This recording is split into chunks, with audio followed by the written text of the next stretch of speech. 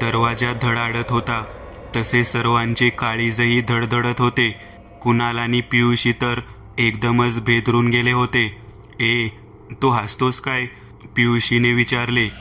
दी, बरे केलेस जेवण आळणी बनवलेस. ती बघ, मिठाची पिशवी तिथेच टेबलावरती आहे.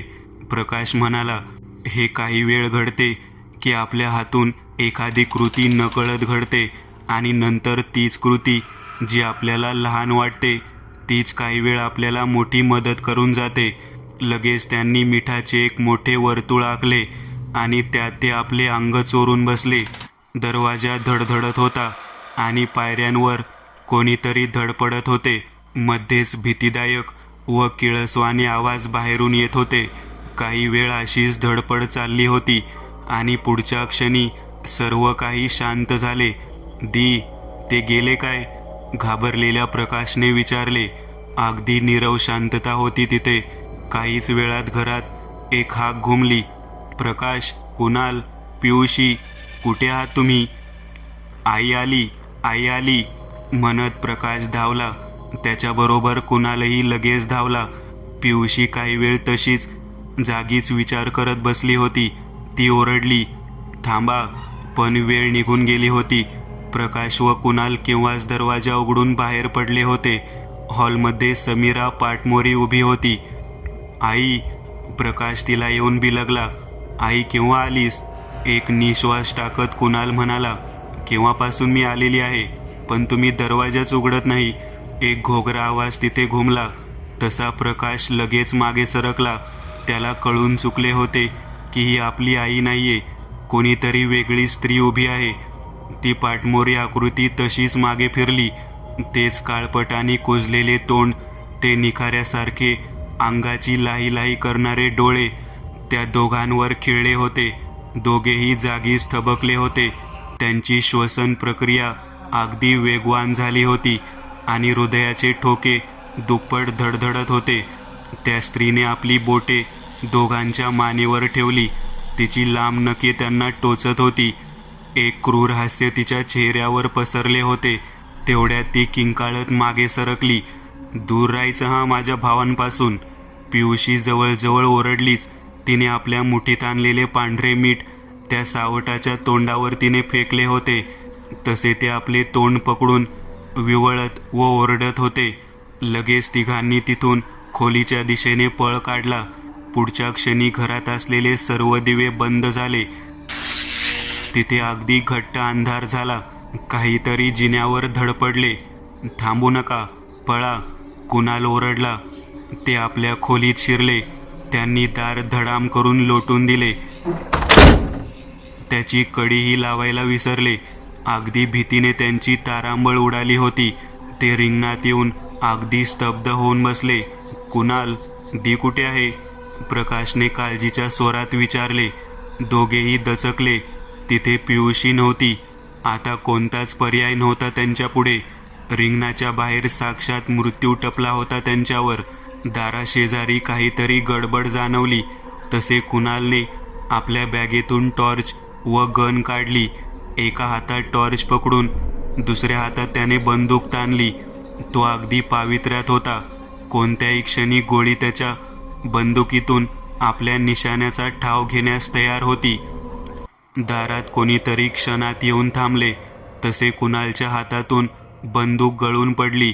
दी, त्याच्या तोंडून शब्द बाहेर पडले. पण आता ती त्याची बहीण नव्हती. तिच्या चेहऱ्यावर लाल छोट्या नसा फुगल्या होत्या. डोळे लाल तांबूस पडले होते व त्याखाली काळे वर्तुळ निर्माण झाले होते. तोंड व शरीर पूर्णपणे पांढरे फटफटीत झाले होते. केस अगदी मोकळे सोडलेले होते. त्यातही तिचे दातावर दात घासणे आणि तोंडातून विचित्र आवाज काढणे भयानक होते. मारणार का मला? मार, ती भेसूर आवाजात म्हणाली. तिने आपले हातपाय ताणून धरले होते. ती तशीच धाड धाड पावले टाकत खोलीत शिरली. काळजात उतरणारे हास्य तुझे, डोळ्यात पसरली मोहिनीही, होड जणू पाकळ्या, तुझ्या सुगंधाची जादूही. कुणालच्या हातात असलेली विजेरीही गळून खाली पडली व बंद झाली. तिथे सर्वत्र अंधार पसरला होता. कुणालने घाबरलेल्या प्रकाशला आपल्या कुशीत घेतले होते. अंधारात ती सर्वत्र धडाधडा पावले टाकत फिरत होती. कधी कोणत्या तरी वस्तूला लाथाडत होती. तिचे ते भयानक गुरगुरणे तसेच चालू होते. कुठला तरी दरवाजा खाडकन उघडला व काहीच वेळात पाण्याची धार वाहत असलेला आवाज त्यांच्या कानी आला. आता पुढे काय होईल, मरू की जगू, ह्या भीतीत दोघे भाऊ एकमेकांना बिलगून त्या मिठाच्या रिंगणात बसले होते. तेवढ्यात पाण्याची धार आली तसे दोघेही दचकले. त्यांना तो गारवा जाणवला होता. तिने बादलीभर पाणी आणून मिठाच्या रिंगणावर ओतले होते. तशीच बादली तिने कोपऱ्यात फेकली आणि आसुरेपणे हसली. आता जाणार कुठे, वाचणार कसे? तिच्या अंगाला कापरे भरवणारा आवाज घुमला. तिचे लाल डोळे त्यांच्या जवळजवळ येत होते. तिने कुणालच्या गळ्याला घट्ट पकडून त्याला हवेत उचलले. प्रकाश तिचा हात सोडवण्यासाठी केविलवाना प्रयत्न करू लागला, पण सर्वच व्यर्थ. तिच्या शैतानी शक्त्या अफाट होत्या. अचानक ती ओरडली आणि कुणालला तशीच खाली टाकत वेगाने तिथून गायब झाली. तिचे कांठाळ्या बसवणारे ओरडणे संपूर्ण घरात घुमत होते. तू ठीक आहेस ना? अंधारात पडलेल्या आपल्या भावाला चाच पडत प्रकाश म्हणाला. होय, मी ठीक आहे, कुणाल खोकत म्हणाला. दोघांना दरवाजात एक व्यक्ती उभी असलेली दिसली. तिच्या हातात एक मेणबत्ती चमकत होती. ही तीच व्यक्ती आहे कुणाल, जिला मी त्या पडक्या बंगल्याजवळ पाहिले होते, प्रकाश आश्चर्याने म्हणाला. तुम्ही ठीक आहात ना? त्या व्यक्तीने दोघांना विचारले. आतापर्यंत तो त्यांच्या जवळ आला होता.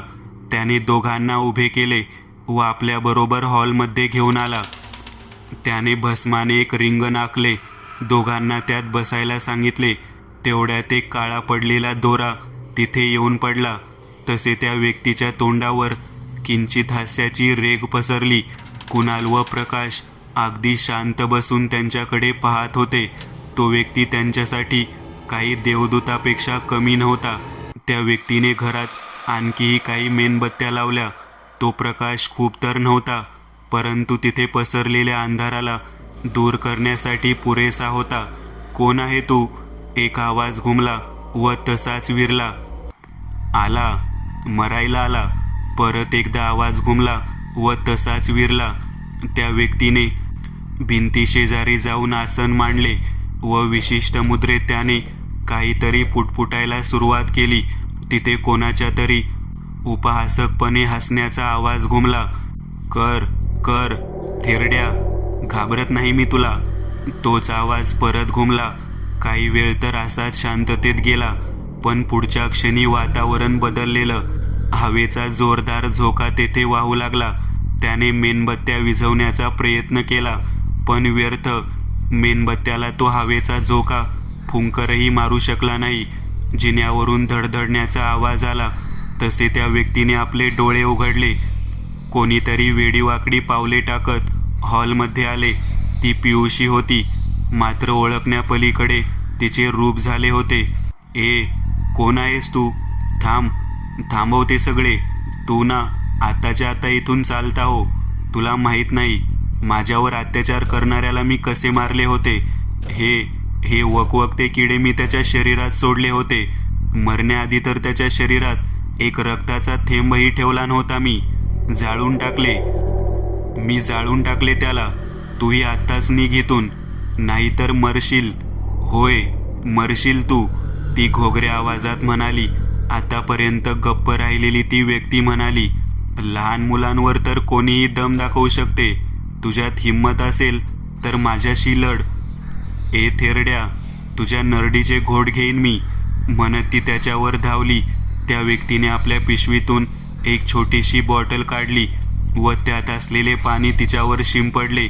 तशी ती त्याला धक्का देत ओरडत पळाली. ती कुठेतरी गायब झाली होती, कुठेतरी लपून बसली होती. रिंगणात बसलेले प्रकाश आणि कुणाल ते सर्व आवासून पाहत होते. ती व्यक्ती त्यांच्याकडे पाहून हसली. त्या व्यक्तीला संघर्ष मोठा नको हवा होता किंवा आपल्या शक्तींचा अपव्ययही करायचा नव्हता. त्या व्यक्तीने आपल्या भोवती एक रिंगण आखून घेतले व त्यात त्याने गुडघ्यावर बसून हाताचा त्रिकोण केला व आपली ऊर्जा एकवटून विशिष्ट मंत्र उच्चार सुरू केला. तो मंत्र फक्त एखाद्या शब्दरूपी बाहेर पडे, मात्र सर्व तोंडातल्या तोंडात तो पुटपुटत होता.